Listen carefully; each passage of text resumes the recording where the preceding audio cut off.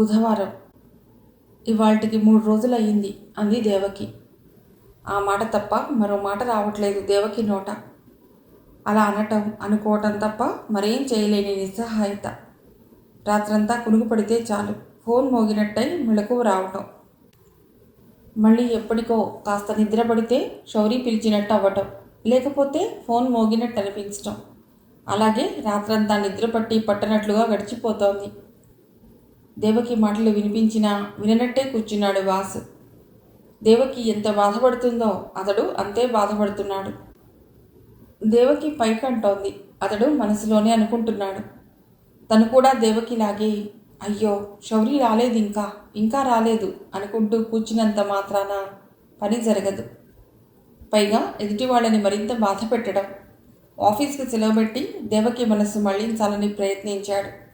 కానీ ఆ రోజు దేవకి అసలు మంచం దిగలేదు.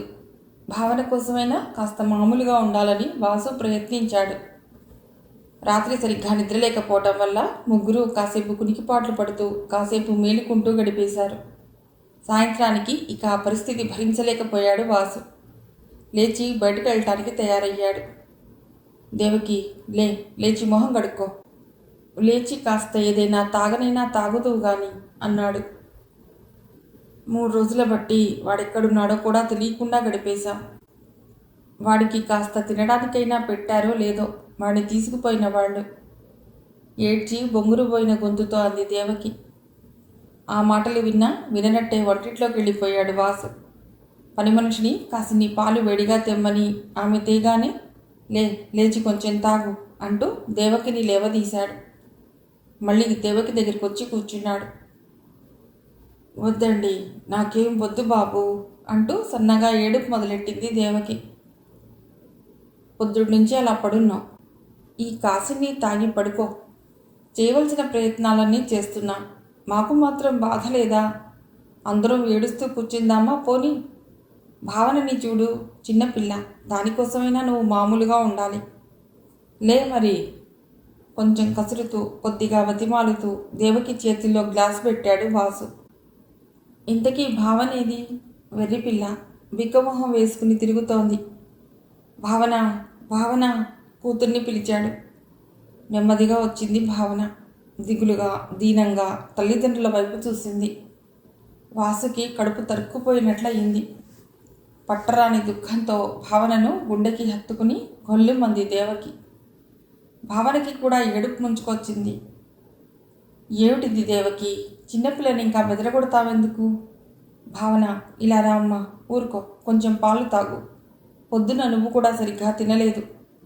వాసు భావనని దగ్గరకు తీసుకుని ట్రేలోంచి ఇంకో గ్లాస్ తీసి భావన చేత తాగించాడు.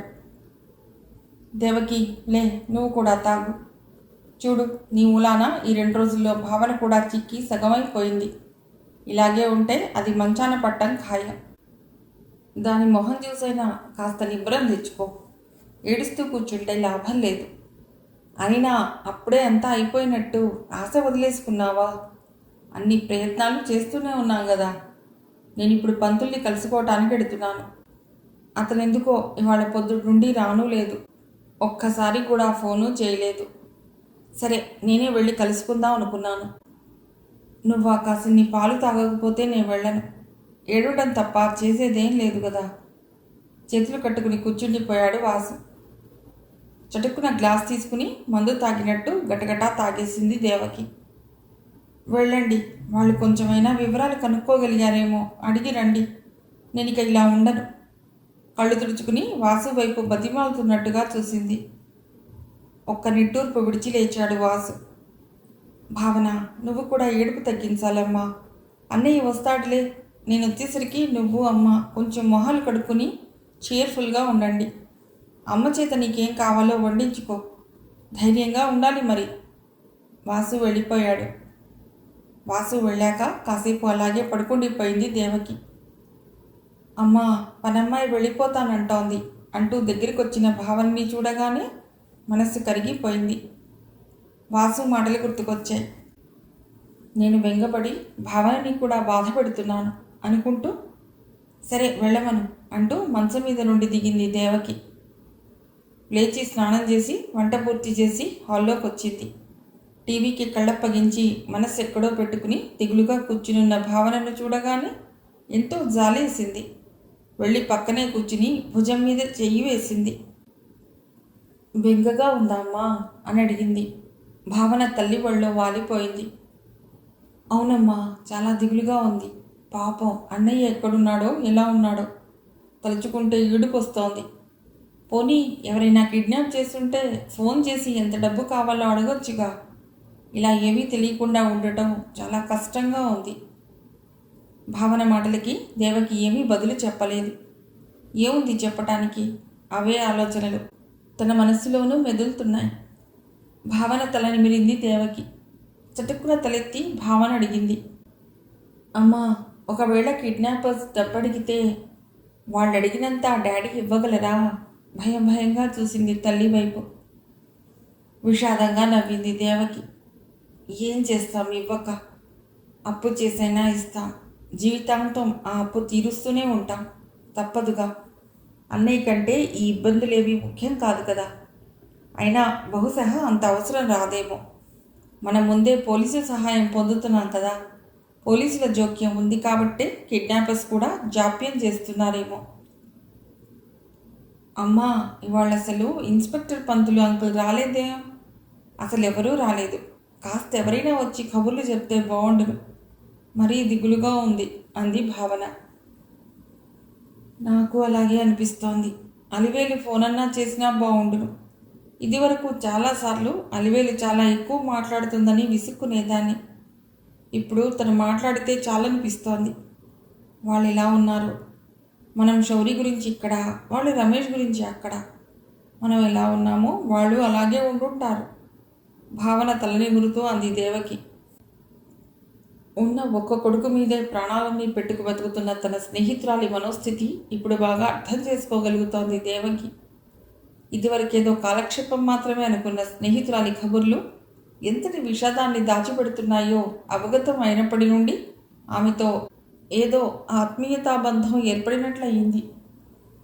తల్లి మెల్లిగా తలనిమురుతుంటే నెమ్మదిగా నిద్ర పట్టేసింది భావనకు. అలసిపోయినట్టు అలాగే దేవకి ఒళ్ళో నిద్రపోయింది. దేవకి ఆలోచనలు మాత్రం రకరకాలుగా సాగిపోతున్నాయి. 3 రోజులుగా మనసు తొలిచేస్తున్న అనుమానం మళ్ళీ వేధించసాగింది. ఏదైనా యాక్సిడెంట్ జరిగి ఎక్కడైనా దిక్కు లేకుండా పడున్నాడేమో. రోడ్డు ప్రమాదమై ఆసుపత్రిలో పడితే ఈ పాటికి వార్త తెలిసే ఉండాలి. కానీ అలా వార్త కూడా తెలియని సందర్భాలు కూడా ఉంటాయి. సురేష్ విషయంలో అలాగే కదా జరిగింది. ఒకసారి జ్ఞాపకాల దొంతరలోంచి సురేష్ కథని వెలికి తీసింది దేవకి మనస్సు. అన్ని వసతులు కలిగిన విశాలమైన మేడ దేవకి వాళ్ళది. మేడ మీద వాళ్ళు ఉండేవారు. కింది భాగాన్ని 3 వాటాలుగా చేసి అద్దెకిచ్చేశాడు తండ్రి. ఒక వాటాలో సురేష్ కుటుంబం ఉండేవారు. రామ్మూర్తి, పార్వతిలకు సురేష్ ఒక్కడే సంతానం. అల్లారు ముద్దుగా పెరిగినా అల్లరిగా ఉండేవాడు కాదు సురేష్. చక్కటి క్రమశిక్షణతో అందరి చేత బుద్ధిమంతుడనే అనిపించుకునేవాడు. చదువులో ఎప్పుడూ ముందుండేవాడు. ఫ్రెండ్స్, తిరుగుడు లాంటి కురచేష్టలేమీ ఉండేవి కాదు. 2 3 కంటే ఫ్రెండ్స్ ఉండేవారు కాదు. వాళ్ళైనా అతడిలాగే చదరంగంలో ఆసక్తి కలవారవ్వటం వల్ల చేరువైన మిత్రులే. నెమ్మదిగా రేడియో పట్టుకుని వింటూ సన్నగా తనలో తాను ఆడుకుంటూ పుస్తకాల మధ్య కాలం గడుపుతూ ఉండే సురేష్ అంటే చిన్నతనంలో దేవకి ఎంతో అభిమానించేది. అన్నయ్య అన్నయ్య అంటూ అతడి వెనక తిరుగుతుండేది. సురేష్ కూడా దేవకిని ఎంతో ఆప్యాయంగా చూసేవాడు. దేవకికి చదరంగం ఆటలు నేర్పి ఆమెతో కూడా ఆడుతుండేవాడు. వయస్సు ముదురుతున్న చిన్న క్లాస్లో గిరికీలు కొడుతూ జులాయి తిరుగుళ్ళు తిరిగే తన సొంత అన్నయ్యకు సురేష్కు ప్రవర్తనలో ఉన్న భేదం దేవకినెప్పుడూ ఆశ్చర్యపరుస్తూ ఉండేది. దేవకి మీద అధికారం చెలాయించేవాడు సుందరం. ఆప్యాయత తప్ప పెత్తనం చేయడం తెలియదు సురేష్కి. అల్లరి చేయటానికి, లెక్చరర్స్తో గొడవలు పెట్టుకోవటానికి కాలేజీకి వెళ్ళేవాడు సుందరం. సురేష్ పట్ల అధ్యాపకులు కూడా గౌరవం చూపించేవారు. తన క్లాస్ పుస్తకాలు లేకుంటే చెస్కి సంబంధించిన పుస్తకాలు, ఇవే సురేష్కి రోజంతా తోడుగా ఉండే నేస్తాలు. రెండింటిలోనూ సురేష్ ఎప్పుడు ప్రథమ స్థానంలో ఉండేవాడు. సురేష్ని కన్నవాళ్ళకి ఎప్పుడూ అభినందనలే. అలా ఏదో కథో కలో అన్నట్లుగా సాగిపోతున్న సురేష్ జీవితం ఒక్కసారి విషాదకరమైన మలుపు తిరిగింది. క్లాస్లో పాఠం వింటున్న సురేష్ ఒక్కసారిగా విరుచుకు పడిపోయాడు. కాళ్ళు చేతులు కొట్టుకుంటూ కింద పడున్న అతడికి ప్రమాదకరమైన దెబ్బలు తగలకుండా చూడటానికి మిగతా విద్యార్థులు చాలా శ్రమపడ్డారు. కొంతసేపు అలా మూర్ఛలో ఉండి కళ్ళు తెరిచిన సురేష్ని ఇంకో ఇద్దరు అబ్బాయిలు జాగ్రత్తగా ఇల్లు చేర్చారు. సురేష్ జీవితం మరెన్నో మలుపులు తిరగటానికి ఆ రోజే నాంది. ఆ రోజు సురేష్ని డాక్టర్ దగ్గరకు తీసుకువెళ్లారు రామ్మూర్తి, పార్వతి. అతన్ని పరీక్షించిన డాక్టర్ ఏవో మందులు రాసిచ్చి విశాఖపట్నం తీసుకెళ్లి న్యూరాలజిస్ట్కి చూపించమని సలహా ఇచ్చారు. రామ్మూర్తి సెలవు పెట్టుకుని భార్యతో సహా విశాఖపట్నం బయలుదేరేలోపు సురేష్కు మరోసారి ఫిట్ వచ్చి పడిపోయాడు. మూర్ఛ లక్షణాలతో పడిపోయిన కొడుకుని ఈసారి కళ్ళారా చూసిన పార్వతి భయపడిపోయింది. ఈ రోగం కొడుక్కి ఎప్పటికైనా తగ్గుతుందా? వాడి జీవితం ఏం కావాలి అన్న దిగులుతో కుంగిపోయింది. అన్ని రకాల టెస్టులు జరిపించి రిపోర్ట్లను బట్టి అతడిది మూర్ఛ వ్యాధి అని నిర్ధారించాడు స్పెషలిస్ట్. టెస్టులు జరుగుతున్న రోజుల్లోనే మరో 2 ఫిట్స్ వచ్చాయి అతడికి. పూర్తిగా 20 ఏళ్ళైనా లేవు. ఇప్పుడు ఈ రోగం ఏమిటి వీడికి? ఇంకా ఎంతో జీవితం ముందుంది. భవిష్యత్ ఏం కావాలి అని బాధపడుతున్న రామ్మూర్తిని, పార్వతిని ఓదార్చారు డాక్టర్ గారు. ఎపిలెప్సీ వచ్చినంత మాత్రాన జీవితం ముగిసిపోయిందని అనుకోకూడదు. ఈ రోజుల్లో ఈ వ్యాధికి మంచి మందులున్నాయి.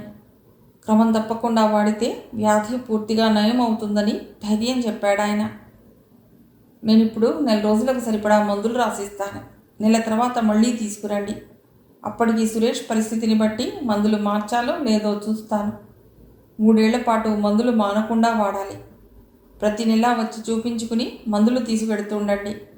3 ఏళ్లలోపు మందు మానేయటం వల్ల కానీ మరే ఇతర కారణం వల్లనైనా కానీ ఫిట్ వచ్చిందంటే ఆ రోజు నుండి మరో 3 ఏళ్ల పాటు ట్రీట్మెంట్ తీసుకోవాల్సి ఉంటుంది.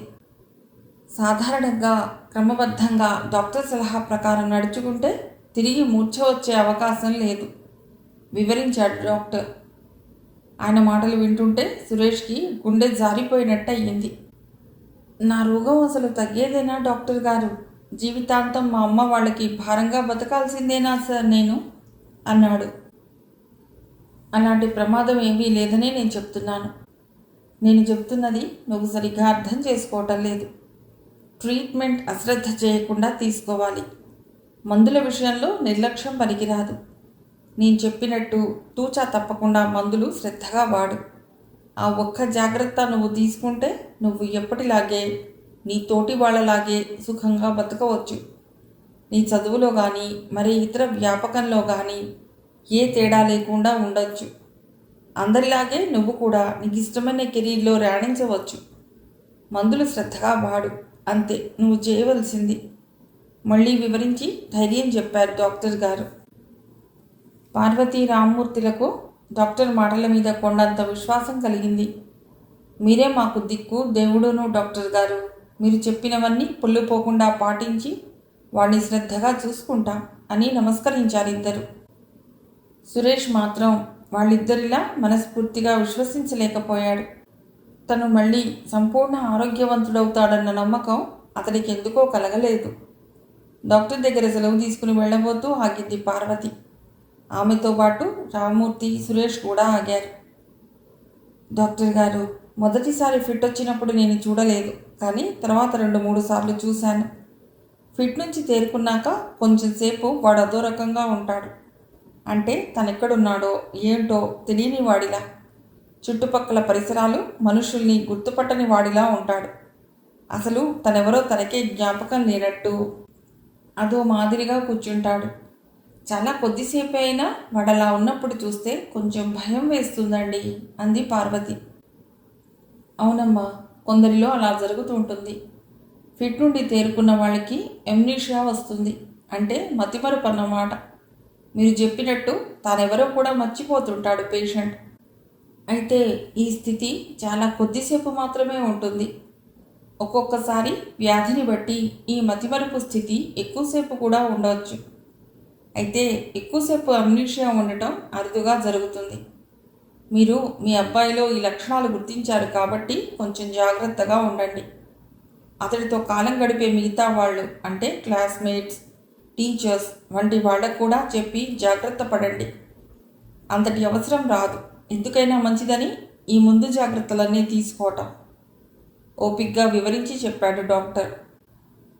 ఆయన మాటలు విన్న సురేష్కి మట్టుకు మరింత నిరాశ ఆవహించింది. ఈ రోగమేదో ఆయన చెబుతున్నంత సింపుల్ కాదేమోననిపించింది. వైద్యుడి మీద, వైద్యం మీద విశ్వాసం ఉంటే ఆ విశ్వాసమే సగం రోగాన్ని తగ్గిస్తుంది. విశ్వాసం లోపించిన రోగికి రోగం పట్ల భయం ఎక్కువై రోగంతో పోరాడే శక్తి తగ్గిపోతుంది. సురేష్తో పాటు విశాఖలో 15 రోజులకు పైగా గడిపి వచ్చిన రామ్మూర్తి వచ్చిన రోజునే దేవకి తండ్రి దగ్గరికి వచ్చాడు. ఆయనతో డాక్టర్ గారు చెప్పిందంతా పూసగుచ్చినట్టు రామ్మూర్తి చెప్తుంటే దేవకి కూడా శ్రద్ధగా వెళ్ళి వాళ్ళిద్దరూ మాట్లాడుకున్నది పూర్తిగా అర్థం అవ్వకపోయినా సురేష్కి చాలా జబ్బు చేసిందన్న సంగతి బాగా అర్థమైంది. సురేష్ అన్నయ్యని బాగా చూసుకోవాలి, అది నేర్పు ఇది నేర్పు అని విసిగించకూడదు అని నిర్ణయించుకుంది. సురేష్ మాత్రం మానసికంగా చాలా మారిపోయాడు. అతడిలో మునుపటి ఉత్సాహం, ఆసక్తి, ఆత్మవిశ్వాసం తగ్గిపోయాయి. తానేదో మామూలు మనుషుల కన్నా చాలా తక్కువ వాడినన్న ఆత్మన్యూన్యతా భావం చోటు చేసుకుంది. సురేష్ రోడ్ల మీద చాలాసార్లు మూర్ఛరోగుల్ని చూశాడు. వాళ్ళలో కొంతమంది ఈ వ్యక్తి మూర్ఛరోగి, ధర్మం చేయండి అని రాసి ఉన్న ఇత్తడి బిళ్ళల్ని మెడలో వేసుకుని అడుక్కుంటుండేవారు. ఆ బిళ్ళల్ని మూర్ఛ బిళ్ళలు అనేవారు. కుర్రాళ్ళు చాలామంది ఆ మూర్ఛ బిళ్ళల మీద రకరకాల జోకులేసి నవ్వుకుంటుండేవారు. సురేష్ ఇవన్నీ గుర్తుకు తెచ్చుకుని తను కూడా అటువంటి మూర్ఛ రోగుల్లో ఒకడయ్యాడని బాధపడేవాడు. కాలేజీలో మునుపటిలా స్వేచ్ఛగా ఉండటం మానేశాడు. తన వెనకాల తన గురించి ఎన్ని రకాల హాస్యాలు ఆడుకుంటున్నారో నన్న సందేహం అతన్ని ఎప్పుడూ వేధించేది. ప్రతి వాళ్ల చూపుని, మాటని అనుమానించి అంతరార్థాలు వెతకడం అలవాటైంది. దేవకిని కూడా అదే అనుమానపు దృష్టితో చూసేవాడు. అతడు ఎక్కువ శ్రమ పెట్టకూడదన్న ఉద్దేశంతో దేవకి జాగ్రత్తగా మసులుకుంటూ ఉంటే సురేష్ అనుమానం గట్టిపడిపోయింది. ఏం పాపా, నా దగ్గరికి రావడమే తగ్గించేసా? వచ్చినా ఇదివరకట్లా కాకుండా చాలా తక్కువగా మాట్లాడుతున్నావు. హోంవర్క్లో డౌట్స్ అడగట్లేదు అసలు. అన్నీ తెలిసిపోతున్నాయా అడిగాడు ఒకరోజు. కాదన్నయ్యా, నీకు కొంచెం ఒంట్లో బాగుండటం లేదు కదా, అందుకని నిన్ను ఎక్కువ డిస్టర్బ్ చేయకుండా రెస్ట్ తీసుకొనిద్దామని అంతే తన మనసులో ఉద్దేశం చెప్పింది దేవకి. అలా కాదు, నాకు ఈ జబ్బు వల్ల నీరసం ఏమీ లేదు, మందులు వేసుకుంటున్నాను కాబట్టి నా ఒంట్లో శక్తి ఇదివరకటిలాగానే ఉంది. పైగా నీకు చదువు చెప్పటం, నీకు చదరంగంలో మెళకువలు నేర్పటం మామూలుగా ఎప్పట్లాగా చేస్తూ ఉంటే నాకు కూడా నేనేదో రోగిస్తున్న భావం పోయి హుషారుగా ఉండగలుగుతా అని సురేష్ ఒకసారి చెప్పుంటే దేవకి అర్థం చేసుకుని ఉండేది. చిన్నవాళ్ళు సహజంగా ఇలాంటివి చాలా ఓపెన్ మైండ్తో స్వీకరిస్తారు.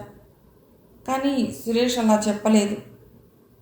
అవునులే, నాకు వచ్చిన జబ్బుని చూస్తే ఎవరికైనా భయం వేస్తుంది. భయం ఏమిట్లే, అసహ్యం కూడా వేస్తుంది. నీకు లెక్కలు చెప్తూ ఉన్నట్లుండి ఢామ్ అని పడిపోతానేమోనని నీ భయం. నాకు తెలుసులే. ఓసారి రోడ్డు మీద ముష్టివాడొకడు అలా పడిపోతే చూసి నువ్వు దడుచుకుని మేడ మీదికి పరిగెత్తి వంటింట్లో దాక్కుండిపోయావు. ఆ రోజంతా నువ్వు మేడ దిగి రాలేదు. నన్ను చూస్తే నీకు అలాగే భయం. అందుకనే నా దగ్గరికి రావడం తగ్గించేశావు అన్నాడు అక్కసుగా. దేవకి బిత్తరపోయింది అతని మాటలు విని. ఛీ, కాదన్నయ్యా, నీ గురించి నాకు అలా భయం వేయదు అని అతడికి నచ్చ చెప్పబోయింది. కానీ సురేష్, కాదులే, నీ సంగతి నాకు తెలుసు అంటూ ఆ పిల్ల మాటలు వినిపించుకోకుండా తన ధోరణిలోనే మాట్లాడాడు. సురేష్కి రెస్ట్ ఇవ్వాలని తను ప్రయత్నిస్తే అతడు అపార్థం చేసుకోవటం దేవకిని బాధించింది. అతడి అపోహను పోగొట్టాలని ప్రయత్నించింది. ఎప్పట్లాగే అతడు కాలేజీ నుండి రాగానే అతడు వెనుక తిరగడం, హోంవర్క్లో సందేహాలు అడగటం మొదలెట్టింది. కానీ సురేష్ మాత్రం తన ధోరణిని మార్చుకోలేదు. నేను చదువుకోవాలి బాబు, నీ చేత హోంవర్క్లు చేయిస్తూ కూర్చుంటే నా చదువు అయినట్టే అనేవాడు నిష్ఠురంగా. అతడు కాస్త ఉల్లాసంగా ఉన్నట్లు అనిపించిన రోజు చెస్ ఆడదాం రమ్మనేది దేవకి. వెంటనే మూతి ముడుచుకునేవాడు సురేష్. నాకు నీరసంగా ఉంది, ఆడలేను అని మంచమెక్కి ముసుగు తన్నేవాడు. అతడి ప్రవర్తనకి దేవకి మనసు చాలా చిన్నపుచ్చుకుంది. ఒక వారం రోజుల పాటు అతడిని మామూలు స్థితికి తీసుకురావాలని ప్రయత్నించి ఓడిపోయింది. అతడు విదిలించి కొడితే ఎంతో దుఃఖం వచ్చేది. ఒకరోజు బాధ భరించలేక సురేష్ తల్లి పార్వతి దగ్గరికి వెళ్ళి ఏడ్చేసింది దేవకి. ఎందుకమ్మా, ఎందుకు ఏడుస్తున్నావు అని ఆవిడ బుజ్జగించి అడిగేసరికి సురేష్ అన్నయ్య నన్ను కసిరేస్తున్నాడు అంటూ అంతా చెప్పింది. అక్కడే ఉన్న రామ్మూర్తి కూడా దేవకి చెప్పింది విన్నాడు. అవును, నేను కూడా గమనిస్తున్నా, వీడి ధోరణి బాగా మారింది. ఎపిలెప్సీ అంటే వాడికి మొదటి నుండి ఏదో నాసిరకం అభిప్రాయం ఉన్నట్టుంది. ఆ జబ్బు తీరా తనకే వచ్చేసరికి మనస్సు పాడు చేసుకుంటున్నాడు అన్నాడు. పార్వతి కూడా భర్తతో ఏకీభవించింది. మందు మొదలెట్టి 2 నెలలు దాటింది. ఇప్పటి వరకు ఒక్కసారి కూడా ఫిట్ రానే లేదు. అయినా వాడికి తన జబ్బు తగ్గుతోందన్న నమ్మకం కలగట్లేదు. ఊరికే మనస్సు పాడు చేసేసుకుని పాపం చిన్నపిల్ల మనస్సు కూడా కష్టపెడుతున్నాడు. వీడికి మనం ఏం చెప్పినా ఇక బుర్రకెక్కదు. డాక్టర్ గారి చేత గట్టిగా ధైర్యం చెప్పించండి అంది రామ్మూర్తితో. రామ్మూర్తి కూడా ఒప్పుకున్నాడు. అవునులే, మనం ఏం చెప్పాలని ప్రయత్నం చేసినా దేవకిని కసిరినట్టే మనల్ని కసిరి పారేస్తాడు. ఈ మాట డాక్టర్ గారి దగ్గరికి వెళ్ళినప్పుడు మాట్లాడతాను అన్నాడు. మళ్ళీ నెలవారీ చెకప్కి వెళ్ళినప్పుడు డాక్టర్ గారితో సురేష్ ధోరణి గురించి వివరంగా చెప్పి, మీరే ఏదైనా చెప్పి వాడికి కాస్త మనస్సు మళ్లించాలి డాక్టర్ గారు, ఇలాగైతే ఎలా మొరపెట్టుకున్నాడు రామ్మూర్తి. డాక్టర్ గారు సురేష్కి ధైర్యం చెప్పడానికి ప్రయత్నించారు. ఎందుకోయ్ అంతలా నిరాశపడిపోతావు? నువ్వు దిగులు పడితే మీ పెద్దవాళ్ళకు కూడా దిగులు. ఏ రోగమైనా సరే తగ్గాలంటే రోగిలో ఆత్మవిశ్వాసం చాలా ముఖ్యం. నాకు ఈ రోగం తగ్గిపోతుంది అన్న ఆశాభావంతో ఉంటే సగం రోగం తగ్గినట్టే. నీకు అసలు ఎందుకు వచ్చింది ఇంత నిరాశ? ఈ 2-3 నెలలుగా ఒక్కసారి కూడా నీకు ఫిట్ రాలేదంటే మందు పనిచేస్తున్నట్టే కదా. ఇంకా ఏమిటి నీ సందేహం అని అడుగుతూ సురేష్ని మాట్లాడించాలని ఆయన ఎంత ప్రయత్నించినా మొహమాటంగా ఓ చిరునవ్వు నవ్వటం తప్ప సురేష్ పెదవి విప్పలేదు. సురేష్ని బయట వెయిటింగ్ హాల్లో కూర్చోమని చెప్పి పంపేశారు డాక్టర్ గారు. అతడు వెళ్ళిపోయాక రామ్మూర్తితో, ఇతడు తనకొచ్చిన వ్యాధి గురించి ఏదేదో భయంకరంగా ఊహించేసుకుని బాగా నిరాశకు గురైనట్టున్నాడు. ఇలాంటి స్థితిలో మీరు నేను ఏం చెప్పినా ఒక్కటే. మంచి సైక్రియాటిస్ట్ నాకు బాగా తెలిసిన ఆయనకు చెప్తాను. ఆయన దగ్గర సురేష్ని చూపించండి. సైక్రియాటిస్ట్ అయితే చెప్పవలసిన పద్ధతిలో చెప్తాడు. అవసరమైతే మందులు కూడా వాడమంటారు అన్నారు. ఆయన దగ్గర సైక్రియాటిస్ట్ అడ్రస్ తీసుకుని సురేష్ని అక్కడికి కూడా తీసుకువెళ్ళి చూపించాడు రామ్మూర్తి. సైక్రియాటిస్ట్ దగ్గర కూడా వైద్యం మొదలైంది. నమ్మకమున్నా లేకపోయినా వైద్యం అంటూ మొదలెట్టాక మానకుండా మందులు వాడే అలవాటున్నవాడు సురేష్. క్రమబద్ధంగా వాడుతున్న మందుల వల్ల ఎపిలెప్సీ వ్యాధి తగ్గుముఖం పట్టింది. మానసిక వైద్యులు చేస్తున్న సైకోథెరపీ వల్ల మొదట్లో ఉన్న నిరాశ నిస్పృహలు తగ్గాయి. మనిషి నెమ్మదిగా ఉత్సాహం పుంజుకున్నాడు. సరైన టైంలో జరిగిన వైద్యం మూలాన చదువు మీద ఆసక్తి తిరిగి పొందగలిగాడు. చదరంగంలో మునుపటి ఉత్సాహం, నైపుణ్యం మళ్ళీ వచ్చాయి.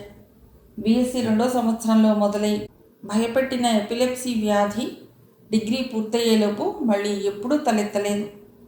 ఎప్పట్లాగే సురేష్ తన క్లాస్లో ప్రథముడిగా నిలిచాడు. ఎంఎస్సీలో సీట్ వచ్చి యూనివర్సిటీలో జాయిన్ అయ్యాడు. చెస్ ఆటలో యూనివర్సిటీ టీంకి సురేష్ సెలెక్ట్ అవ్వడం కూడా చాలా సహజంగా జరిగిపోయింది. సురేష్ యూనివర్సిటీలో చేరాక జరిగిన సంగతులు దేవకికి అతడు చెప్పడం వల్లనే తెలుస్తుండేవి. అంతకుముందైతే దేవకి కంటే సురేష్కి ఏదో చిన్నపిల్ల, ఆమెతో సరదాగా కాలక్షేపం అన్న అభిప్రాయం ఉండేది. తన కోసం ఎవరైనా మిత్రులు వస్తే తన వెనుకే తిరుగుతున్న దేవకిని చూపించి, ఇదిగో ఈ పాప నా తోక అని సరదాగా పరిచయం చేసేవాడు.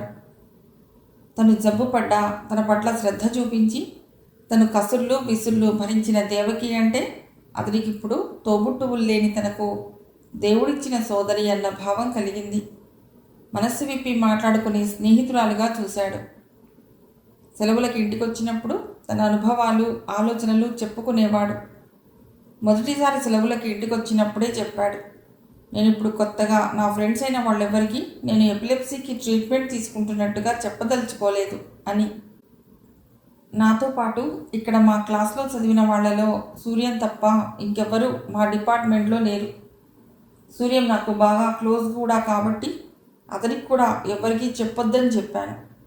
ప్రస్తుతం మేమిద్దరం రూమ్మేట్స్మి కూడా.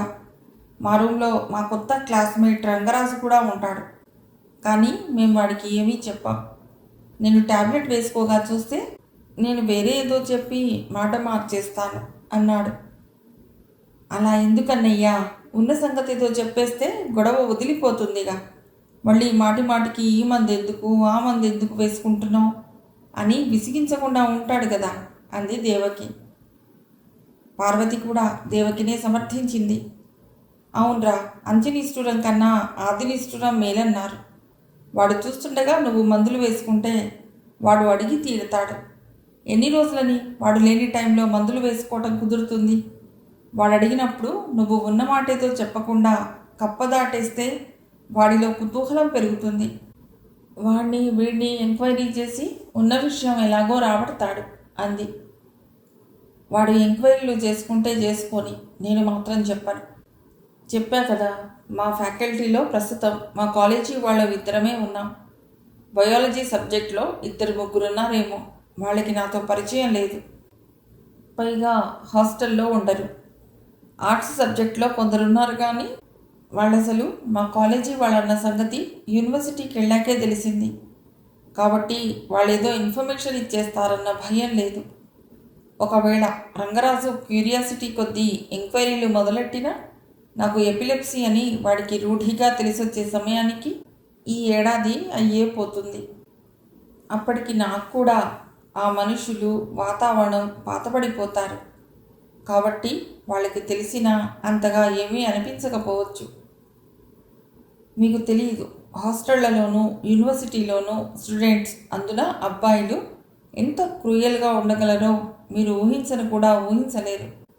ఇప్పుడే నా అంతటా నేను బయటపెట్టానంటే నోటికొచ్చిన కూతల్లా కూసి ప్రాక్టికల్ జోక్స్ వేసి నానా ఏడుపులు ఏడిపించేస్తారు. నేను చదువు మాట మానుకొచ్చేయాల్సి వస్తుంది కూడా అన్నాడు సురేష్. పోన్లేండర్రా, వాడు అనుభవిస్తున్న పరిస్థితులు, వాడి సమస్యలు వాడికే తెలుస్తాయి. వాడి సమస్యలకి వాడే పరిష్కారం ఆలోచించుకోవాలి, కానీ ఇంట్లో కూర్చుని మనం ఇచ్చే సలహాలేం పనికొస్తాయి అని రామ్మూర్తి అప్పటికి ఆ వాదన ముగించేశాడు. సురేష్ రూమ్మేట్ రంగరాజు చిత్రమైన మనిషి. అతనికి కనిపించిన ప్రతి వాడి గురించి వాడి పర్సనల్ సంగతులన్నీ సేకరించడం హాబీ. సేకరించి ఊరుకోడు. తను సేకరించిన సమాచారంలో ఆ వ్యక్తికి అవమానకరమైన వార్తలని పనిగట్టుకుని ప్రచారం చేయటం అతడికి ఎంతో ఆనందం కలిగించే మరో ముఖ్యమైన హాబీ. చేరిన మొదటి నెలలోనే తన డిపార్ట్మెంట్ అధ్యాపకులందరి గురించి అంతో ఇంతో సమాచారం సంపాదించాడు. సీనియర్స్ ద్వారా తనకు లభించిన సమాచారానికి మరిన్ని మెరుగులు దిద్ది తన క్లాస్లో అందరికీ మొత్తం ఇన్ఫర్మేషన్ అందించి వాళ్ళకేదో మహోపకారం చేసేసినట్టు ఫోజులు కొడుతూ ఉండేవాడు. ఈ పనికిమాలిన పరిజ్ఞానం ఎవరికి కావాలో? నీ టైము మా టైము వేస్ట్ చేయక కాస్త చదువుకుని డిగ్రీ పుచ్చుకుని బయటపడే మార్గం చూడు అని అతడి శ్రోతల్లో ఎవరైనా విసుక్కుంటే మాత్రం వెంటనే డిగ్రీ పుచ్చుకు బయటకు రావటం ఎలాగో జరిగే పని. ఈలోగా ఇక్కడున్న 2 ఏళ్ళు ఓ మధుర స్మృతిగా చేద్దామని ఇలా ఇన్ఫర్మేషన్ బ్యూరో అవతారం ఎత్తి మిమ్మల్ని అలరించడానికి విశ్వ ప్రయత్నం చేస్తున్నా. విని నవ్వుకుని ఎంజాయ్ చేయక విసుక్కుంటారెందుకు అని ఎదురు దబాయించేవాడు. అలాంటివాడు సురేష్ విషయంలో మట్టుకు చేతులు కట్టుకు కూర్చుంటాడా? హాస్టల్ సావాసం 3 నెలలు అవుతుండగా పార్వతమ్మ ఊహించిన, సురేష్ భయపడిన ప్రశ్న వెయ్యనే వేశాడు. ఏమిటో సురేషు, ఎప్పుడూ ఏవో మాత్రలు మింగుతుంటావేమిటి? దాదాపు డైలీ వేసుకుంటున్నట్లున్నావు. ఏదైనా హెల్త్ ప్రాబ్లం అయితే చెప్పు. ఇక్కడ మా చుట్టాలు డాక్టర్లు ఉన్నారు. ఏమైనా హెల్ప్ కావాలంటే చేయగలరు అన్నాడు అప్పటి వరకు కళ్ళదాకా దుప్పటి కప్పేసుకుని నిద్రపోతున్నవాడు కాస్త లేచి కూర్చుని ఉలిక్కిపడ్డాడు సురేష్. వాడు నిద్రపోతున్నాడనుకుని మందులు మింగటానికి సిద్ధపడ్డాడు. అతని మాట విని తడబడ్డాడు. నాకు చిన్నప్పటి నుండి క్రానిక్ స్టమక్ పెయిన్. ఈ మెస్ భోజనం అస్సలు పడట్లేదు. మందులు వాడక తప్పట్లేదు అన్నాడు. నీ మాటల్లో ఒక్క అక్షరం కూడా నేను నమ్మలేదు అన్న భావం ముఖ కవళికల్లో ప్రదర్శించి మళ్ళీ ముసుగు తన్నాడు రంగరాజు. మళ్ళీ ఎప్పుడు రంగరాజు సురేష్ టాబ్లెట్ల ప్రసక్తి తీసుకురాలేదు. సురేష్ కూడా ఇక ఆనాటి సంగతి మర్చిపోయాడు. అయితే రంగరాజు మర్చిపోలేదు. సురేష్కి తెలియకుండా సూర్యాన్ని అడిగి చూశాడు. నాకు తెలియదు, అతడి జబ్బు సంగతి నాకు అనవసరం అని కటువుగా సమాధానం ఇచ్చాడు సూర్య. అది కాదు మార్గం అనుకుని సురేష్ చదివిన కాలేజీ నుండి యూనివర్సిటీకి వచ్చిన కుర్రవాడు ఏ ఏ డిపార్ట్మెంట్లలో ఉన్నారో ఓ పద్ధతి ప్రకారం ఇన్వెస్టిగేషన్ చేసి కనిపెట్టాడు. వాళ్ళని కలుసుకుని సంగతి రాబట్టాలని ప్రయత్నించాడు. వాళ్ళు కూడా సరిగ్గా చెప్పలేకపోయారు. దాంతో రంగరాజు కుతూహలం పెరిగిపోయింది. ఈ రహస్యం ఛేదించటం ఒక ఛాలెంజ్గా తీసుకుని శోధించి సాధించాలి అనుకున్నాడు. కానీ సురేష్ పట్ల విధి చాలా క్రూరంగా వక్రించి రంగరాజు కూడా ఊహించని విధంగా చాలా తేలిగ్గా రహస్యం దానంతటదే ఛేదించుకుపోయింది. మరో 2 నెలల తర్వాత ఒకసారి సురేష్ న్యూరాలజిస్ట్ క్లినిక్కి వెళ్ళి చూపించుకుని గదిలోంచి బయటకు రాగానే రంగరాజు ఎదురుపడ్డాడు. ఈ ఊళ్ళో మా మేనత్తగారు ఉన్నారని చెప్పానుగా, ఆవిడ ఇక్కడికి ట్రీట్మెంట్ కోసం వస్తూ ఉంటుంది. ఇందాక వాళ్ళ ఇంటికి వెళ్ళినప్పుడు తోడు రారా డాక్టర్ దగ్గరికి వెళ్ళాలి అంటే తీసుకొచ్చాను అని చెప్పి మేనత్తని పరిచయం చేశాడు రంగరాజు. ఆ పెద్దావిడని అప్పుడప్పుడు ఆ క్లినిక్లో చూస్తూనే ఉండేవాడు సురేష్. అయితే తను చూసిన 3-4 సార్లు ఆవిడతో ఎవరో పెద్దావిడ ఉంటుండేవారు. ఇంతకీ నువ్వెవరితో వచ్చావు అని రంగరాజు అడుగుతుంటే సురేష్కి ఏం చెప్పాలో తెలియలేదు. ఇంతలో రంగరాజు మేనత్త, అయ్యో ఈ అబ్బాయా, ఇతడు నీ క్లాస్మేట్ అని తెలియదు సుమా. అబ్బో చాలాసార్లు చూశాను అతడు ఇక్కడ. ఇంతకుముందు మీ నాన్నగారు కూడా వచ్చేవారు కదూ నీతో. ఎలా ఉన్నారు, బాగున్నారా? పాపం నీకు చిన్న వయసులోనే ఈ జబ్బు చేసిందని బాధపడుతుండేవారు. నీకు తెలియదు, నిన్ను లోపల డాక్టర్ గారి దగ్గర కూర్చోబట్టి ఆయన యువతలకు వచ్చినప్పుడు మేమంతా మాట్లాడుకుంటుండేవాళ్ళం అంది సంతోషంగా మొహం పెట్టి. అదా సంగతి అన్నట్టు చూపులు విసిరాడు రంగరాజు. వస్తానండి, నమస్కారం, బాయ్ రాజు అనేసి గబగబా యువతలకు వచ్చాడు సురేష్. రూమ్కి తిరిగొచ్చాక క్లినిక్లో జరిగిందంతా సూర్యానికి చెప్పాడు సురేష్. పోర్లే, అంతా మన మంచికే అన్నట్టు వాడికి తెలిసిపోతే గొడవ వదిలిపోయింది. నీకు తెలియదు, వాడు నీ గురించి రకరకాల ఎంక్వైరీలు చేస్తున్నట్ట. వాళ్ళు వీళ్ళు ఏదో ఊహించి చెప్పడం కంటే ఉన్నదున్నట్టు తెలిసిపోవటమే మేలు అన్నాడు సూర్య. నిజమేలే, అయినా వాడి స్వభావం మనకు తెలిసిందేగా. ఏం చేస్తాడు, మహా అయితే గుంపులు గుంపులుగా మీటింగ్లు పెట్టి నేను మూర్ఛరోగినని ప్రచారం చేస్తాడంతేగా. చేసుకొని వాడిష్టం వచ్చినట్లు ఏడవని అన్నాడు సురేష్. అనేశాడే గాని పైకి అనేసినంత తేలిగ్గా తీసుకోలేకపోయాడు. ఆ రోజు రాత్రి లేటుగా వచ్చిన రంగరాజుని చూసి ఈ టైం బాంబు ఎప్పుడు పేలుతుందో అని మనసులో ఆందోళన పడ్డాడు. ఆ రాత్రే కాదు, మరో 2 రోజులైనా రంగరాజు ఆ ప్రస్తావనే తేలేదు. మామూలుగా ఇప్పట్లాగే చాటర్ బాక్స్లా బాగుతూ తిరిగాడు కానీ మళ్ళీ ప్రత్యేకించి సురేష్ గురించి ఏమీ అనలేదు. వీడు నేను అనుకున్నంత దుర్మార్గుడు కాదేమో అని సూర్యం సందేహించాడు కానీ సురేష్తో ఏమీ అనలేదు. ఓ 1 వారం రోజులు ప్రశాంతంగా గడిచిపోయాయి. ఆ రోజు పొద్దున క్లాసులో అందరూ కూర్చుని ప్రొఫెసర్ గారి రాక కోసం ఎదురు చూస్తున్నారు. ఇంతలో ఓ చిన్న కుర్రవాడు సురేష్ దగ్గరికి వచ్చి, బయట అమ్మాయిలు ఎవరో మీకు ఈ ప్యాకెట్ ఇమ్మన్నారు సార్ అని అతడి చేతిలో చిన్న ప్యాకెట్ పెట్టి, ఎవరు ఎక్కడ అని సురేష్ అడిగేలోపే పరిగెత్తిపోయాడు. అమ్మాయిలు మన వాడికి గిఫ్ట్ పంపారు రోయ్ గోల చేస్తూ మిగతా అబ్బాయిలు సురేష్ని చుట్టుమూగారు. సురేష్ని అడగకుండానే ఆ ప్యాకెట్ ఒకళ్ళ చేతిలోంచి ఒకళ్ళు లాక్కోవటం, ఎవరో దానిపైన గిఫ్ట్ ర్యాపర్ని చింపేయటం జరిగిపోయాయి. చిరిగిన కాగితంలోంచి మెరుస్తూ బరువుగా ఏదో సురేష్ ఒళ్ళో పడింది. చటుక్కున దాన్ని పైకి తీసి దానికేసి చూస్తూనే కొయ్యబారిపోయాడు సురేష్. ఏంటో చూడండర్రా, గొడవ చేస్తూ అతడు తేరుకునేలోపే అతడి చేతుల్లోంచి లాగేశారు. ఏంట్రా ఇది? అరుపులు నవ్వులతో రూమ్ దద్దరిల్లింది. అందరికన్నా కాస్త భుజబలం ఉన్నవాడొకడు దాన్ని లాక్కుని బెంచి మీదెక్కి నించుని, సోదర సోదరిమణులారా, ఈ ఇత్తడి పత్రం మీది ప్రేమ సందేశం చదువుతా, విని ఆనందించండి. దీన్ని ధరించిన వాడు మూర్ఛరోగి.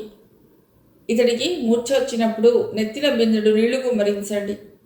చేతిలో తాళం గుత్తి పెట్టండి. మీ దయ కొద్దీ ఏదైనా ధర్మం చేయండి. గొల్లున నవ్వులు కేకలు మధ్య చదువుతున్న వాడిని పట్టుకుని బెంచి మీద నుండి లాగేశారు. ఇది మూర్ఛబిళ్ళ. ఇవాళ ఏప్రిల్ 1 కాదుగా. ఎవరు పంపారబ్బా? మూర్ఛబిళ్ళ చేతులు మారుతూ మళ్ళీ మళ్ళీ సురేష్ కళ్ళ ముందు నుండి థళథళా మెరుస్తూ తిరుగుతోంది.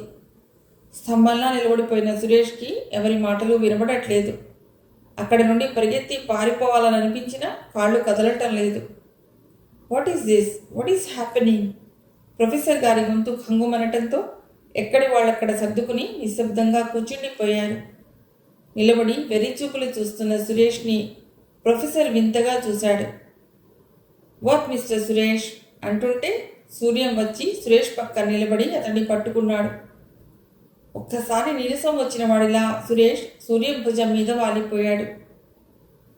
Sorry sir, he is not well అంటున్న సూర్యానికి అతన్ని తీసుకువెళ్ళు అన్నట్టు సైగ చేశాడు ప్రొఫెసర్. ఆ రోజు క్లాస్లో జరుగుతున్న అల్లరికి కారణమేమిటో ప్రొఫెసర్కి ఎవ్వరూ చెప్పలేదు. రూమ్కి వెళ్ళాక సురేష్ని ఓదార్చడానికి ఎంతో ప్రయత్నించాడు సూర్యం. వాడి సంగతి తెలిసిందే కదా, ఇలాంటి వెధవ పని ఏదో చేస్తాడని ఆ మాత్రం ఊహించాం. మరీ అంత షాక్ అయిపోయావెందుకు? ఇల్లు విడిచి బయటకు వచ్చాక ఇంతకన్నా ఘోరాలకి సిద్ధపడిపోవాలి మనం. ప్రపంచం అన్నాక రకరకాల వాళ్ళు ఉంటారు. సూర్యం చెప్పిందంతా మాట్లాడకుండా విన్నాడు సురేష్. సమస్యలు వచ్చినప్పుడే ధైర్యంగా ఉండాలి, ఎలాంటి పరిస్థితినైనా ఎదిరించి నిలవాలి అని చెప్పడం తేలికే కానీ ఆ పరిస్థితిలో ఇరుక్కుపోయిన వాడికి తెలుస్తుంది అందులోంచి యువతల పట్టం పోరాటం ఎంత కష్టమో. నువ్వు చెప్తున్నది తప్పని అనను, కానీ ఈ ఇన్సిడెంట్ మర్చిపోయి మామూలుగా అవ్వటానికి నాకు చాలా కాలం పడుతుంది అన్నాడు సురేష్. ఆ రోజంతా సురేష్ని అంటిపెట్టుకుని ఉండి అతడిని నిరాశ నుండి తప్పించడానికి ప్రయత్నించాడు సూర్య. పైకి సూర్యం మాటలు వింటున్నట్టు కనిపించినా సురేష్ లోపల పొద్దున్న జరిగిన సంఘటనని తలుచుకుంటూ కుమిలిపోయాడు. బాధతో ఆ రాత్రి నిద్ర కూడా పోలేదు. రేపు క్లాస్లో తలెత్తి ఎవరి మొహంలోకైనా చూడగలనా అని మదనపడిపోతూ తన ఆ రోజు వేసుకోవలసిన టాబ్లెట్ గురించి మర్చిపోయాడు. మర్నాడు ల్యాబ్ అటెండ్ అవ్వక తప్పదు కాబట్టి బలవంతాన తయారై డిపార్ట్మెంట్కి వెళ్ళాడు. అన్యమనస్కంగా చేయడం వల్ల చేస్తున్న ఎక్స్పెరిమెంట్ అంతా తగలబడి లెక్చరర్ చేత చీవాట్లు తిని బయటపడ్డాడు. ఇలా లాభం లేదురా, నువ్విక మనస్సు మళ్లించుకోవాలి, పద కాస్త బయట తిరిగొద్దాం అని సూర్యం సురేష్ని బీచ్కి సినిమాకి తిప్పాడు. రాత్రి హోటల్లో ఇంత కతికి రూమ్కి వచ్చారు. ముందు రోజు రాత్రంతా నిద్ర లేకపోవటం, ఆ రోజు తిరుగుడు వల్ల అలసట మూలంగా ఆ రాత్రి కూడా టాబ్లెట్ వేసుకోవటం మర్చిపోయి పడుకున్నాడు సురేష్. రాత్రంతా కలత నిద్ర పీడకలలతో గడిచిపోయింది. మర్నాడు పొద్దున కాలేజీకి వెళ్ళటానికి తయారై పుస్తకాలు ముందేసి కూర్చున్నాడు సురేష్. 2 రోజులు వరుసగా మందులు వేసుకోకపోయిన దాని ఫలితం అప్పుడు కనిపించింది. మంచం మీద కూర్చుని పుస్తకాలు సర్దుతున్న సురేష్ కూర్చున్నవాడు కూర్చున్నట్టే పెద్ద శబ్దంతో కింద పడిపోయాడు. పుస్తకాల దొంతర అతడి మీద పడి చిందర వందర అయింది. గుమ్మం మోతలు నిలబడి మాట్లాడుకుంటున్న సూర్యం, రంగరాజు చప్పుడు విని లోపలికి వచ్చారు. సురేష్ ఫిట్స్ వచ్చి పడిపోయాడని గ్రహించిన సూర్యం గుమ్మం దగ్గరున్న అబ్బాయిని పిలుస్తూ వచ్చి సురేష్ని పట్టుకున్నాడు. ఇంకో 3 సాయం బట్టగా బిగుసుకుని కొట్టుకుంటున్న సురేష్ కాళ్లకు చేతులకు టేబుల్ మంచాల కోళ్ళేవి తగలకుండా గది మధ్యలో పడుకోబెట్టారు. ఇంకో కుర్రవాడు కొంచెం పొడుగ్గా ఉన్న రబ్బర్ ఇరేజర్ తెచ్చి సురేష్ నాలుక కొరుక్కోకుండా ఉండేందుకు అతడి పళ్ళ మధ్య పెట్టాడు. రంగరాజు మాత్రం సురేష్ని ఆ పరిస్థితిలో చూసి హడలిపోయాడు. కొయ్యబారిపోయి నించోవటం ఈసారి అతడి వంతయింది. అతడు ఇదివరకెప్పుడో ఓసారి రోడ్డు మీద ఎవరో మూర్ఛ వచ్చి పడిపోతే చూశాడు కానీ అప్పుడు దూరంగా గుంపులో నిలబడి ఓ నిమిషం చూసి వెళ్ళిపోయాడు. ఇప్పుడు ఇంత దగ్గరగా తన మిత్రుడిని ఆ పరిస్థితిలో చూస్తున్నాడు. ఆ ఫిట్ వచ్చి సురేష్ ఎంతో బాధపడుతున్నాడో కళ్ళారా చూసిన రంగరాజుకు కాళ్ళు చేతులు ఆడలేదు. రోట మాట రాక గుడ్లప్పగించి చూస్తుండిపోయాడు. అతడు అలా బిగుసుకుపోయి ఎంతసేపు ఉండిపోయాడో అతడికే తెలియలేదు. సురేష్ శరీరం నెమ్మదిగా మామూలు స్థితికి రావటం గమనించి దీర్ఘంగా నిట్టూర్చాడు. సురేష్ చుట్టూ చేరి ఆదుర్దాగా చూస్తున్న సూర్యం తదితరులు కూడా రిలాక్స్ అయ్యారు. కళ్ళు తెరిచిన సురేష్ నెమ్మదిగా లేచి నిల్చున్నాడు. దేని మీద నిలవని శూన్యపు దృక్కులతో నడుస్తూ కారిడార్లోకి వెళ్ళాడు. ఏ బాత్రూంకో వెళ్తున్నాడేమోనని చూస్తున్న అతడి మిత్రులు అతడు మెట్ల వైపు వెళ్ళడం చూసి ఆశ్చర్యపోయారు. ఎవరితోనూ మాట్లాడకుండా మెట్లు దిగిపోయి అతడు ఎక్కడికి వెళ్ళదలుచుకున్నాడో వాళ్ళకి అర్థం కాలేదు. ఒరే సురేష్, ఎక్కడికి రా వెళుతున్నావు? ఏమిటలా వెళ్ళిపోతున్నావు? కేక పెడుతూ సూర్యం గబగబా వెళ్ళి సురేష్ని రూంలోకి తీసుకొచ్చాడు. మళ్ళీ అందరూ గదిలో చేరారు. సురేష్ అయోమయంగా చూస్తూ మళ్ళీ గది బయటికి నడవబోయాడు. సూర్యం పట్టుకుని మంచం మీద పడుకోబెట్టాడు.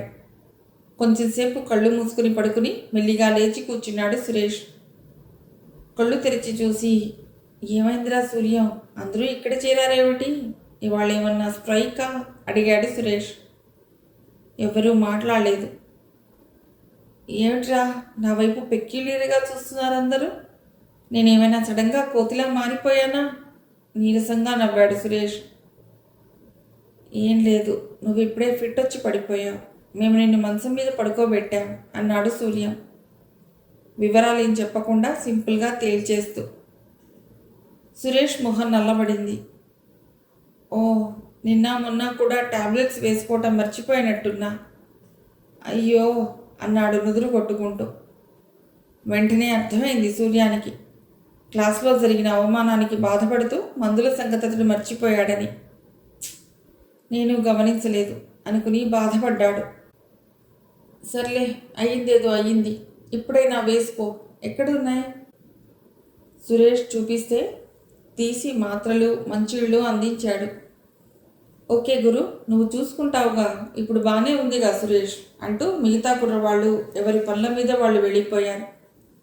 అప్పుడు చూశారు సురేష్, సూర్యం ఒక మూల బెదిరిన పక్షిలా ముడిచిపెట్టుకుని కూర్చుని ఉన్న రంగరాజుని. ఇద్దరూ అతన్ని పలుకరించలేదు.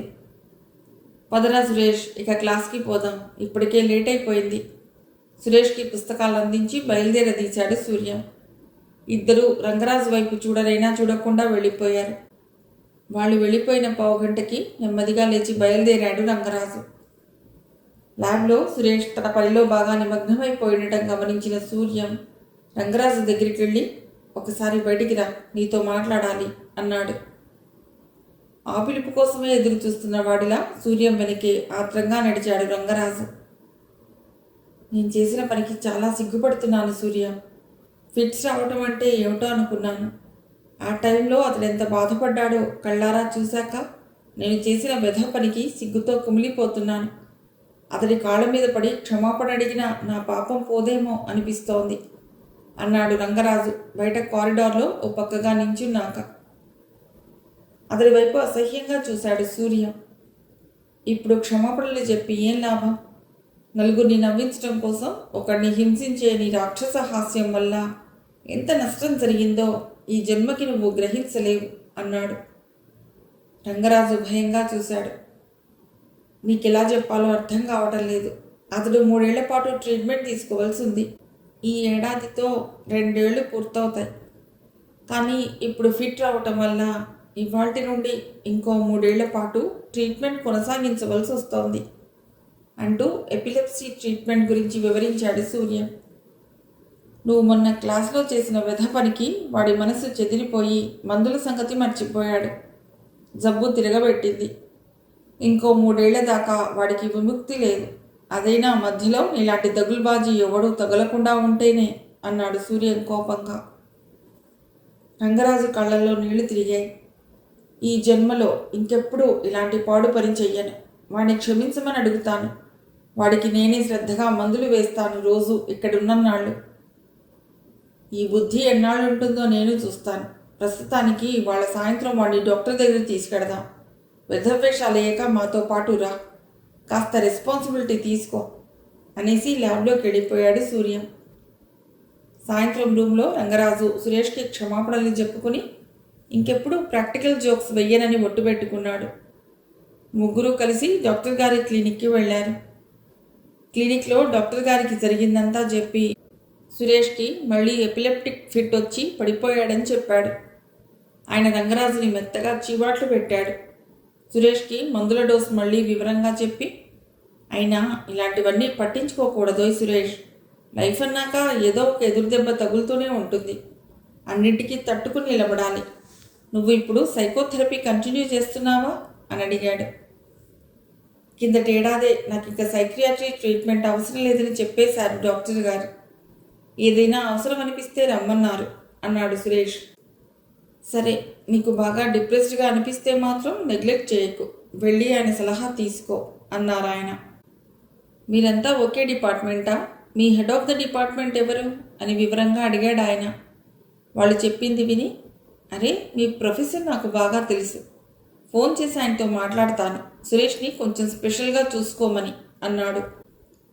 సురేష్ థ్యాంక్స్ చెప్పి బయటికి నడిచాడు. రంగరాజు కూడా వెళ్ళిపోయేదాకా వెయిట్ చేశాడు సూర్య. డాక్టర్ గారు, ఫిట్ తగ్గాక సురేష్ చాలా పెక్యులియర్గా బిహేవ్ చేశాడండి. చుట్టూ ఉన్న మమ్మల్ని గుర్తుపట్టలేదు. అసలు తాను ఎక్కడున్నాడో కూడా తనకి తెలియనట్టు చేశాడు. ఒక్క 10 నిమిషాలేమో అలా ఉన్నాడు. మళ్ళీ తర్వాత ఇప్పట్లా మామూలుగానే మాట్లాడాడు. మేమెవ్వరం అతడు అలా పెక్యులర్గా బిహేవ్ చేశాడని అతడితో చెప్పలేదనుకోండి. నేను ఇదివరకు మా చిన్నాన్నగారు ఒక ఆయనకి ఫిట్ వచ్చినప్పుడు 3-4 సార్లు చూశాను. ఆయన అలా బిహేవ్ చేయలేదు ఎప్పుడు. వీడి ప్రవర్తన వింతగా అనిపించింది అన్నాడు. ఇదివరకు సురేష్ పేరెంట్స్ కూడా నాకు చెప్పారు అతడి పెక్యులియర్ బిహేవియర్ గురించి. ఇలా కొందరు ఎపిలెప్సీ పేషెంట్స్లో ఈ లక్షణం కనిపిస్తుంటుంది. ఫిట్ తగ్గిన వెంటనే వాళ్ళలో అమ్నీషియా వస్తుంది, అంటే మతిమరుపు అన్నమాట. ఆ మతిమరుపు కొంచెం సేపే ఉంటుంది వాళ్ళలో. ప్యూగో స్టేట్లో ఉండటం వల్ల అలా బిహేవ్ చేశాడన్నమాట. అటువంటప్పుడు దగ్గరున్న వాళ్ళు కొంచెం జాగ్రత్తగా చూసుకుంటే పేషెంట్కి ప్రమాదం జరగకుండా కాపాడవచ్చు. పేషెంట్కి కూడా దీని గురించి చెప్పవచ్చు. అతనికి తన జబ్బు లక్షణం పూర్తిగా తెలియటమే మంచిది అని చెప్పాడు డాక్టర్. ఆ రాత్రి తీరిక చూసుకుని డాక్టర్ గారు సురేష్ ప్రొఫెసర్ గారికి ఫోన్ చేశాడు. సూర్యం తనకి చెప్పిన వివరమంతా ఆయనకి చెప్పి, ఆ రంగరాజుకి స్ట్రిక్ట్ వార్నింగ్ ఇవ్వండి, ఇలాంటి వాళ్ళని పనిష్ చేయకపోతే ముందు ముందు ఇంకా ఘోరాలు జరుగుతాయి. స్టూడెంట్స్ అన్నాక ఒకళ్ళకొకళ్ళు టీజింగ్ చేసుకోవటం, ప్రాంక్స్ ప్లే చేసుకోవటం సహజమే, కానీ మరీ ఇలాంటి జోక్స్ చాలా డ్యామేజ్ చేస్తాయి. This practice should be nipped in the bud అన్నారు. ఆ మర్నాడు క్లాస్కి వచ్చిన రంగరాజుకి ప్రొఫెసర్ రూమ్లోంచి పిలుపు వచ్చింది. ఆయన రంగరాజుని చెడామడా చీవాట్లేశారు.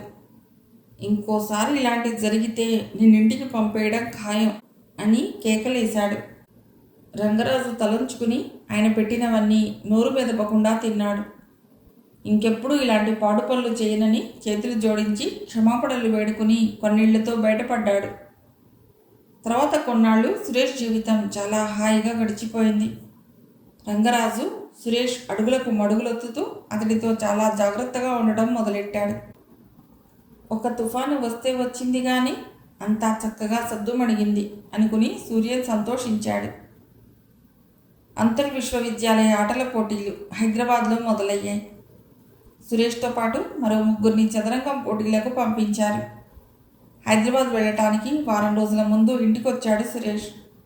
వెళ్ళాక 4 రోజుల పాటు గ్యాప్ లేకుండా జరుగుతాయి మా చెస్ టోర్నమెంట్స్. మిగతా ఆటలు కూడా ఒకేసారి జరిగిపోతుంటాయి. మొత్తం మీద మా యూనివర్సిటీ నుండి వెళ్ళిన అందరం ఒక వారమైనా హైదరాబాద్లో ఉంటాం. నేను ఫైనల్ రౌండ్ దాకా వస్తాననే ఆశ నాకుంది. ఏమైనా కానీ టోర్నమెంట్లన్నీ అయిపోయాక ఓ 2 రోజులు అక్కడే ఉండి హైదరాబాద్ అంతా తిరిగి చూద్దాం అనుకున్నాం మేమంతా. బ్యాడ్మింటన్ ప్లేయర్ ఒకడు హైదరాబాద్ వాడే ఉన్నాడు మా దాంట్లో. వాళ్ళ నాన్న మేము తిరగటానికి జీప్ అరేంజ్ చేస్తానన్నారట అని చెప్పాడు సురేష్ తల్లిదండ్రులతో. అతను అంతకుముందే తనకు హాస్టల్లో మళ్ళీ ఫిట్ రావటం, దానికి కారణమైన అల్లరి అన్నీ వాళ్లకు చెప్పేశాడు. సురేష్ యూనివర్సిటీ తరఫున చెస్ ఆడటానికి వెళ్ళటం తల్లిదండ్రులతో పాటు దేవకి కూడా సంతోషం కలిగించినా అతనికి జబ్బు తిరగబెట్టి ట్రీట్మెంట్ కాలం మరో 3 ఏళ్లు పొడిగింపబడటం బాధ కలిగించింది. పోనీ చెస్ టోర్నమెంట్కి వెళ్ళకపోతే ఏంరా, వచ్చే ఏడాది వెడుదువు కానీ, నీ ఆరోగ్యం ముఖ్యం ఆటల కన్నా అన్నాడు రామ్మూర్తి. అయ్యో నాన్న, ఇలాంటి ఛాన్స్ మాటి మాటికి వస్తుందా? యూనివర్సిటీని రిప్రజెంట్ చేయడం అంటే ఎంత గొప్పో తెలుసా? నాకు మాత్రం వెళ్ళాలనే ఉంది. ఇప్పుడు ఆడితేనే అనుభవం వచ్చేది. గెలిస్తే ఆ సర్టిఫికేట్కి ఎంత విలువో తెలుసా? రేపు ఉద్యోగం రావాలన్నా కూడా ఇలాంటివన్నీ చాలా ఉపయోగపడతాయి అన్నాడు సురేష్. అతని ఉత్సాహం చూశాక అతన్ని ఆపటం తన తరం కాదని గ్రహించాడు రామ్మూర్తి. అది భావ్యం కూడా కాదనుకున్నాడు. ఆ రోజు సాయంత్రం సూర్యాన్ని కలుసుకుని అతడు సూర్యానికి చేస్తున్న సహాయానికి కృతజ్ఞతలు చెప్పుకున్నాడు. కాస్త హైదరాబాద్లో కూడా మా వాడిని కనిపెట్టుకుని ఉండే బాబు. చెస్ బోర్డ్ ముందు పెట్టుకుని కూర్చుంటే ఆకలి వేయదు వాడికి. ఇక ఆరోగ్యం సంగతి ఏం గుర్తుకొస్తుంది? ఎవరో నీలాంటి శ్రేయోభిలాషులు గుర్తు చేయవలసిందే. కాస్త ఈ ఏడాది గడిచి పరీక్ష రాసేదాకానే నీ బాధ్యత. ఆ తర్వాత 2 నెలలు సెలవులకు వచ్చేస్తాడుగా అన్నాడు రామ్మూర్తి. అతని కేసి జాలిగా చూశాడు సూర్య. నేను చేసిన దానికి ప్రత్యేకంగా మీరు థ్యాంక్స్ చెప్పక్కర్లేదులేండి. హాస్టల్లో ఆ మాత్రం ఒకళ్ళకొకళ్ళు చేసుకుంటుంటాం. కానీ నేను హైదరాబాద్ వెళ్ళట్లేదు. నేను ఏ స్పోర్ట్స్లోనూ పార్టిసిపేట్ చేయటం లేదు. నాకు ఇంట్రెస్ట్ తక్కువ అన్నాడు. అతని మాటలు విని నిరాశపడిపోయాడు రామ్మూర్తి. అయ్యో, నువ్వు కూడా పెడతావేమోనని ఎంతో ఆశపడ్డాను. ఈ ఆటల పోటీకి పెడుతున్న వాళ్ళు ఇంకెవరికైనా చెప్పి వాడి మీద కాస్త కన్నేసించమని చెప్పు బాబు అన్నాడు రామ్మూర్తి. 2 రోజులుండి వెళ్ళనున్న సురేష్కి ఎన్నో జాగ్రత్తలు చెప్పారు రామ్మూర్తి, పార్వతి. టోర్నమెంట్ అయ్యాక 3 రోజులు వరుసగా సెలవులు కలిసి వస్తాయి. అప్పుడు వస్తాం మళ్ళీ అన్నాడు సురేష్ వైజాగ్ బస్సు ఎక్కి కూర్చుని. బస్సు బయలుదేరాక కిటికీలో నుండి చూస్తున్న సురేష్ని కనిపించినంతసేపు చూసి వెనుదిరిగాడు రామ్మూర్తి. అంతే, ఆ తర్వాత కొడుకు మొహాన్ని జీవితంలో మళ్ళీ ఎన్నడూ చూడలేదతడు. సురేష్ చెప్పినట్టు 3 రోజులు వరుసగా కలిసి వచ్చే సెలవులు వచ్చేశాయి, వెళ్ళాయి. సురేష్ రాలేదు. అతడి నుండి ఏ ఉత్తరము కూడా రాలేదు. మరో 10 రోజులు ఎదురు చూసి నేనే వెళ్ళి వాడిని చూసొస్తా అని భార్యతో చెప్పి వైజాగ్ వెళ్ళాడు రామ్మూర్తి. సరాసరి హాస్టల్కే వెళ్ళేసరికి బయటకు వెళ్ళబోతున్న సూర్యం ఎదురుపడ్డాడు. రామ్మూర్తి పలుకరించేలోపే అతడే, ఏడీ మనవాడు, వినర్స్ కప్ తనకి రాలేదని ఇంకా ఉళ్ళుకుంటూ ఇంట్లోనే కూర్చున్నాడా? యూనివర్సిటీకి 2nd ప్లేస్ తీసుకురావడం కూడా సమానమే అని మేమంతా అనుకుంటున్నామే అన్నాడు. ఏమిటి సూర్యం, సురేష్ హైదరాబాద్ నుండి ఇక్కడికి రాలేదా అన్నాడు రామ్మూర్తి ఆదుర్దాగా. లేదే, ఇంటికెళ్ళిపోయాడేమోనని నేను అనుకున్నా అన్నాడు సూర్యం. రామ్మూర్తికి కాళ్ళు చేతులు వణికిపోయాయి. మరి మా వాడు ఏమైనట్టు భయంగా అడిగాడు. కంగారు పడకండి, కనుక్కుందాం, మీరొచ్చి ఇలా కూర్చోండి అని రామ్మూర్తిని రూమ్లో కూర్చోబెట్టి మంచిళ్ళు అందించాడు సూర్యం. మీరు ఊరికే కంగారు పడకండి, మనం నెమ్మదిగా నలుగురిని కనుక్కుందాం, వాడితో పాటు వెళ్ళిన వాళ్ళని అడుగుదాం అని రామ్మూర్తి ఓదార్చి రంగరాజుకు కూడా విషయం చెప్పాడు సూర్యం. చెస్ టీంలో సురేష్ కాక 2 ఎకనామిక్స్ రీసెర్చ్ స్కాలర్స్, ఇంకొకతను ఎంఏ ఫైనల్. ఆ స్కాలర్స్ ఉండే హాస్టల్ నాకు తెలుసు, పదండి వెళ్ళి అడుగుదాం అన్నాడు రంగరాజు. ముగ్గురు కలిసి పక్కనున్న హాస్టల్కి వెళ్ళారు. స్కాలర్స్లో ఒకతడు రూమ్లో ఉన్నాడు. వీడు చెప్పిందంతా విని, మేమిద్దరం ఫస్ట్ 2 రౌండ్స్లో ఎలిమినేట్ అయిపోయాం కదా, మాకు ఇక్కడ పనుండి 3వ రోజునే తిరిగి వచ్చేసాం. సురేష్ మిగతా వాళ్లతో కలిసి సైట్ సీయింగ్ ప్రోగ్రామ్ ఏదో వేసుకున్నట్టున్నాడు. బ్యాడ్మింటన్ టీం వాళ్ళలో కొందరితో కలిపి అకామిడేషన్ ఇచ్చారు అతడికి. వాళ్ళని ఎవరినైనా కనుక్కుంటే చెప్తారు అన్నాడు అతడు. యూనివర్సిటీ ఆఫీస్ చేరి అక్కడ వాళ్ళని వీళ్ళని బతిమాలి బ్యాడ్మింటన్ టీం ప్లేయర్స్ మొత్తం అందరి పేర్లు వివరాలు సేకరించారు రంగరాజు, సూర్యం. వాళ్ళల్లో 2 హాస్టలర్స్. రామ్మూర్తిని తీసుకుని వాళ్ళుండే హాస్టల్కి వెళ్ళారు. 2లోనూ రంగారావు అన్నవాడు ఒక్కడే రూమ్లో దొరికాడు వాళ్ళకి. రంగరాజు చెప్పింది విని నేనే వాళ్ళందరినీ జీప్లో సైట్ సీయింగ్ తీసుకెళ్తానన్నాను. సురేష్ మాతో రాలేదు. అగర్వాల్ అనే మరో చెస్ ప్లేయర్కి సురేష్కి 3 రోజుల్లోనే బాగా స్నేహం కలిసింది. వాళ్ళిద్దరూ కలిసి తిరిగారు. అతడితో కలిసి ఢిల్లీ వెళదాం అనుకుంటున్నామని చెప్పాడు సురేష్. అగర్వాల్ ఇంట్లో ఉండి ఢిల్లీ, ఆగ్రా చూసొస్తానని అన్నట్టు గుర్తు అన్నాడు. రామ్మూర్తి ఆశ్చర్యపోయాడు. ఎవరో కొత్తగా పరిచయమైన కుర్రవాడితో కలిసి ఢిల్లీ వెళ్తానన్నాడా? వెళ్తే వెళ్ళాడు. మాకు ఉత్తరం రాయటమో, టెలిగ్రామ్ ఇవ్వటమో, కనీసం నాకు ఆఫీస్కి ఫోన్ చేయడమో చేయొచ్చుగా అన్నాడు. మేము ఆశ్చర్యపోయామండి. మాకు కూడా సురేష్ ఆ టోర్నమెంట్ సందర్భంలోనే పరిచయం. ఒక 2-3 రోజుల్లోనే అగర్వాల్తో అంతలా కలిసిపోవటం, అతడు రమ్మనేసరికి ఢిల్లీ వెళ్ళటానికి సిద్ధపడిపోవటం సర్ప్రైజింగ్. అఫ్కోర్స్ ఇద్దరు చెస్ ప్లేయర్స్, ఇద్దరి టేస్ట్లు సరిపోవటంతో ఒక్కోసారి స్నేహం అలాగే కలిసిపోతుందిలేండి అన్నాడు రంగారావు. అతడు ఢిల్లీ యూనివర్సిటీ స్టూడెంటా? రంగరాజు ప్రశ్నించాడు. Not sure. సురేష్ మాటల వల్ల అతడి పేరెంట్స్ ఢిల్లీలో ఉంటారని తెలిసింది, కానీ ఎగ్జాక్ట్గా ఏ యూనివర్సిటీని రిప్రజెంట్ చేశాడో నేనెంతగా పట్టించుకోలేదు. నేను, నా టీమ్మేట్స్ మా మ్యాచెస్ టెన్షన్లో మేమున్నాం. పంజాబ్ టీం చేతిలో చావు తప్పి కన్నులట్టబోయి బయటపడ్డాం అసలే నవ్వాడు రంగారావు. మరైతే ఆ అగర్వాల్ ఎవడో ఏమిటో ట్రేస్ చేయటం ఎలా? కొంచెం బేలగా ప్రశ్నించాడు సూర్య.